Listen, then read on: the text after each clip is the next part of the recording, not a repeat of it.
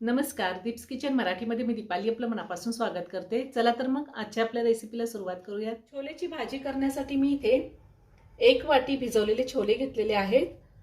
250 gram आहेत। 9-10 लसणाच्या पाकळ्या घेतल्या, अर्धा इंच आलं, 4 पोहे खायचे चमचे मी वाळलेलं खोबरं किसून घेतलेलं आहे। 2 मीडियम साईजचे कांदे उभे काप देऊन कट करून घेतलेत। 1 मोठा टोमॅटो उभे काप देऊन कट करून घेतलेला आहे। अर्धा चमचा जिरे, 1 दालचिनीचा तुकडा घेतलाय, 2 तमालपत्र, 1 चमचा कसुरी मेथी आणि आपल्याला थोडी कोथिंबीर लागणार आहे। पावडर मसाल्यामध्ये मी अर्धा चमचा हळद घेतलाय, अर्धा चमचा गरम मसाला, 1 चमचा माझा घरगुती कांदा लसूण मसाला आहे, 1 चमचा धने पावडर, 1 चमचा बेडगी मिरची पावडर घेतलेली, ही कलरसाठी घेतलेली, जास्त तिखट नसते, अर्धा चमचा जिरा पावडर, अर्धा चमचा आमचूर पावडर आणि फोडणीसाठी अर्धा चमचा जिरे आणि चवीनुसार मीठ घेतले आणि भाजी करण्यासाठी आपल्याला तेल लागणार आहे। मी गॅसवर पॅन ठेवलाय, त्यामध्ये 1 चमचा तेल घातले, त्यात आता उभा चिरलेला कांदा घालते। आपल्याला कांदा परतून घ्यायचा आहे। कांदा चांगला लाल रंग होईपर्यंत मी परतून घेणार आहे।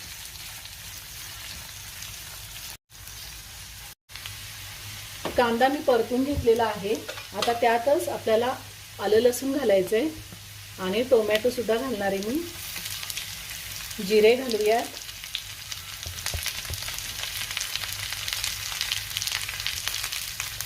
आणि हे पुन्हा व्यवस्थित मी परतून घेणार आहे। त्यातच आपल्याला खोबरं देखील घालायचंय। तुमच्याकडे जर वाळलेलं खोबरं नसेल, ओलं खोबरं जरी घातलं तरीही चालेल।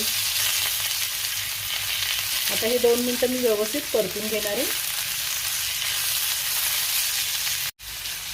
2 मिनिटं मी सगळं व्यवस्थित परतून घेतलंय आणि आता कोथिंबीर घातली। आता हे मी थोडं थंड होऊन देणार आहे, त्यानंतर आपण मिक्सरमधून बारीक करून घेऊया। आता मी मिक्सरमध्ये काढून घेते, थंड झालंय।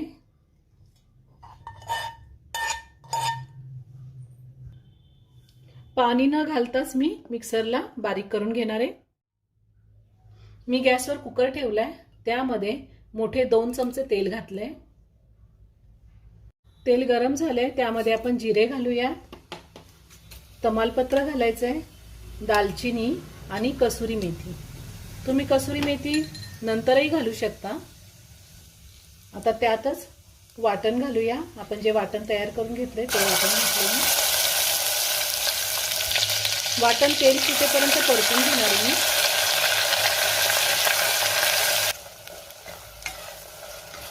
वाटणाला चांगलं तेल सुटलेलं आहे। आता आपल्याला यामध्ये पावडर मसाले घालायचे,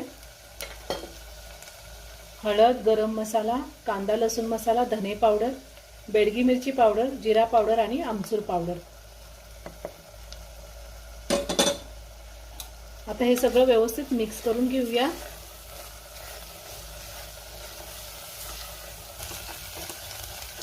पावडर मसाले घातल्यावर सुद्धा मी 1 मिनिटभर व्यवस्थित परतून घेतलेले। आता आपण काबुली चणे घालूया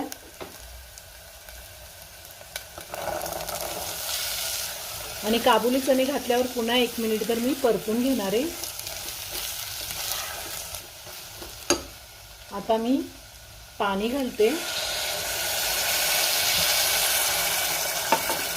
तुम्हाला भाजी किती पातळ किंवा घट्ट हवी आहे त्या अंदाजे तुम्ही पाणी घालू शकता। मी अजून थोडं पाणी घालते। आधी 1 ग्लास पाणी घातलेलं होतं आणि आता अजून अर्धा ग्लास पाणी घालते।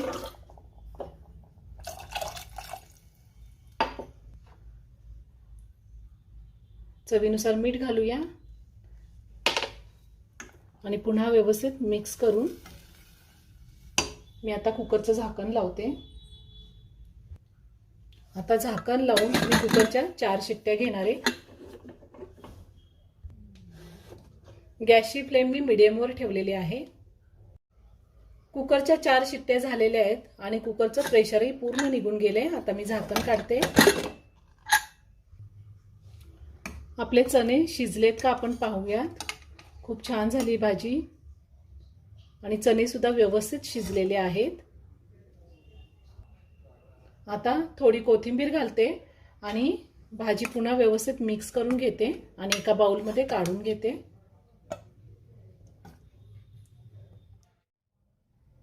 काबुली चण्याची भाजी तयार करून झालेली आहे। खूप छान झाली आहे। पुरी, चपाती, भात आपण कशासोबत सुद्धा खाऊ शकतो। तुम्ही एकदा नक्की करून पहा। व्हिडिओ जर आवडला तर व्हिडिओला लाईक आणि शेअर करायला विसरू नका। रेसिपी आवडली असेल तर कमेंट करून नक्की कळवा। पुन्हा भेटूया अशाच एका छानशा साध्या आणि सोप्या रेसिपी बरोबर। धन्यवाद।